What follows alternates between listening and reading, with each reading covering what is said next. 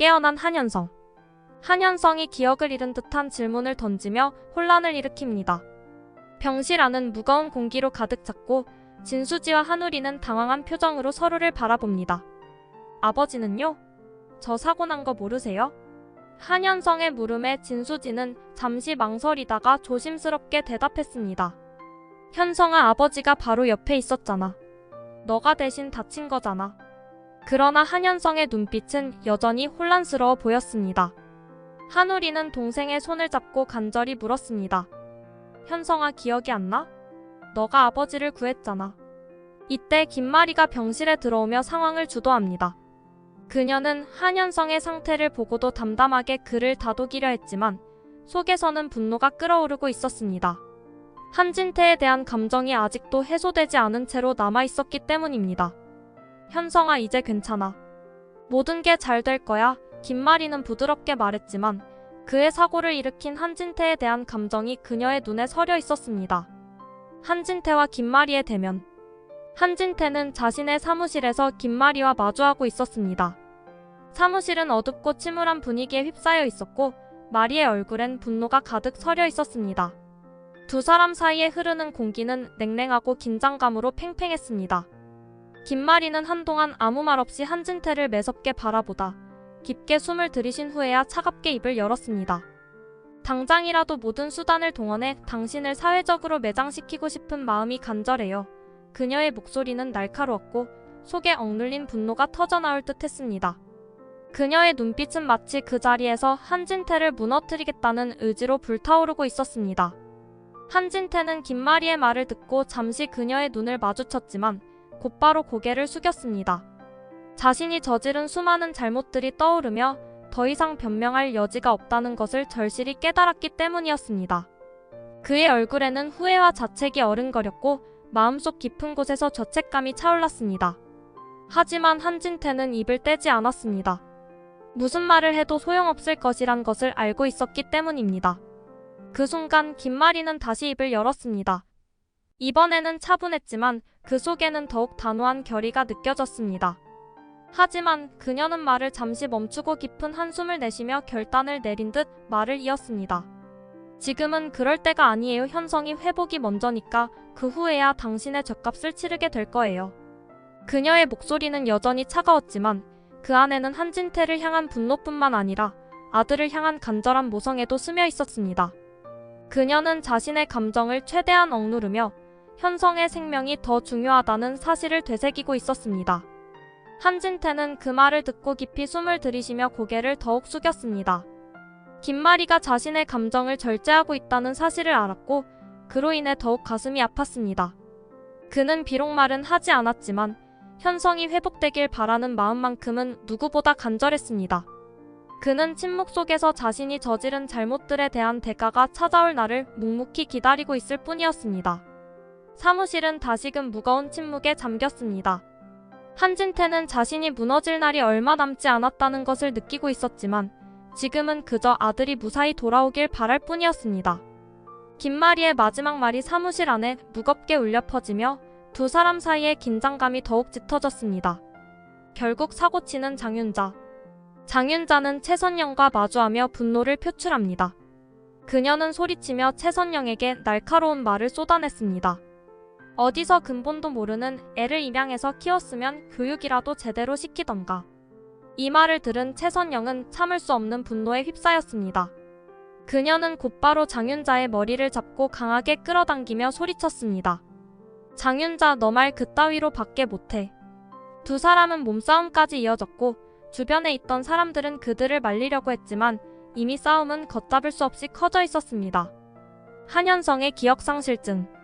한현성은 여전히 혼란스러운 상태였습니다. 진수지는 한우리와 함께 그에게 차분하게 상황을 설명하려 했지만 그의 머릿속은 여전히 깨끗한 공백으로 가득 차 있었습니다. 현성아, 제발 기억해봐. 내가 어떤 상황에 있었는지. 한현성은 머리를 감싸쥐고 고통스러워하며 대답했습니다. 모르겠어요. 기억이 안 나. 정말 아무것도 기억이 안 나요. 이 모습을 본 진수지와 한우리는 점점 더 불안해졌습니다. 기억상실증이 온 것인지 아니면 단순한 충격 때문인지 확신할 수 없는 상황이었습니다. 그동안 한우리 역시 이 사태를 바라보며 혼란스러웠습니다. 한진태와의 갈등 속에서 이제는 그의 목숨까지 걸린 상황이 되었기 때문입니다. 그는 한현성이 다친 것이 자신의 잘못인 것처럼 느껴졌고 그 감정이 점점 그를 무너뜨리고 있었습니다. 진나영과 진수지. 진나영은 병원 밖에서 무겁게 생각에 잠겨 있었습니다. 김마리의 강한 경고에도 불구하고 그녀는 한현성의 아내라는 명분을 지키고 싶었습니다. 그러나 마리의 적대적인 태도는 그녀를 병원에서 밀어내고 있었습니다. 진나영은 진수지에게 다시 전화를 걸어 자신의 억울함을 호소했습니다.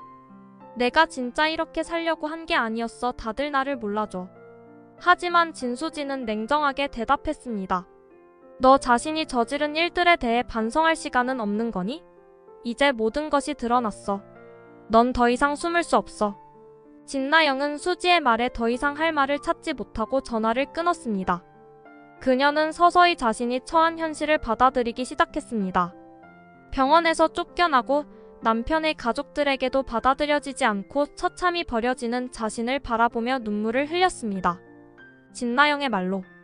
병원 복도 한쪽, 진나영은 떨리는 손으로 김마리가 있는 병실 문을 바라보며 조심스럽게 걸음을 옮겼습니다. 병실 문 앞에 서자 그녀의 눈에 눈물이 맺히며 입술을 깨물었습니다. 마음속에서 갈등이 일어나고 있었지만 이제는 그만큼 무릎을 꿇고 간절하게 빌 수밖에 없는 상황이었습니다. 병실 문이 열리고 김마리가 차갑게 그녀를 바라보았습니다. 진나영은 더 이상 자존심도 체면도 없이 천천히 바닥에 무릎을 꿇었습니다. 그녀의 눈은 금방이라도 터질 것처럼 눈물을 가득 머금고 있었고 떨리는 목소리로 말을 꺼냈습니다. 어머니 제발 한 번만 현성씨 얼굴만이라도 보게 해주세요. 저는 이제 더는 아무것도 바라지 않아요. 정말이에요. 그저 현성씨가 괜찮은지만 확인하고 싶어요. 진나영의 목소리는 점점 더 절박해지며 눈물로 젖어갔습니다. 그녀는 바닥에 엎드리며 두 손을 모았고 고개를 숙인 채 절실하게 빌었습니다. 잘못했습니다. 모든 게 제 잘못이에요. 제발 한 번만 그 얼굴만. 현성씨 얼굴을 보게 해주세요. 제발요. 김마리는 그런 진나영을 냉정한 눈빛으로 내려다보았습니다. 눈앞에 있는 여자가 너무도 비참하게 무릎을 꿇고 빌고 있었지만 그녀의 마음에는 그 어떤 연민도 느껴지지 않았습니다. 오히려 그 비참한 모습조차 김마리의 분노를 잠재울 수는 없었습니다. 내가 지금 빌면 용서받을 수 있을 거라고 생각하니? 김마리는 차갑게 말했습니다. 현성이 얼굴을 보고 싶다고?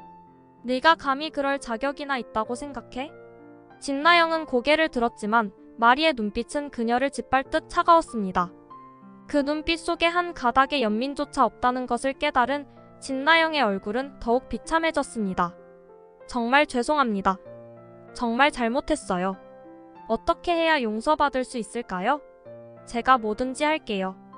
정말이에요. 그녀는 마리의 발을 붙잡고 다시 빌었습니다. 한 번만 그 얼굴을 보게 해주세요. 제발. 김마리는 아무런 말도 하지 않고 잠시 동안 침묵을 유지했습니다. 널 용서할 일은 없어. 그녀는 단호하게 말하며 발을 빼냈습니다. 현성이의 얼굴을 보고 싶다면 내 죗값부터 치르고 나서 다시 얘기해.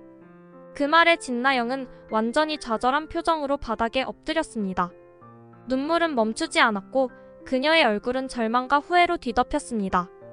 하지만 김마리는 그 모습마저 외면하며 무표정한 얼굴로 병실 문을 닫았습니다. 여기까지 121화 예상 줄거리였습니다. 감사합니다.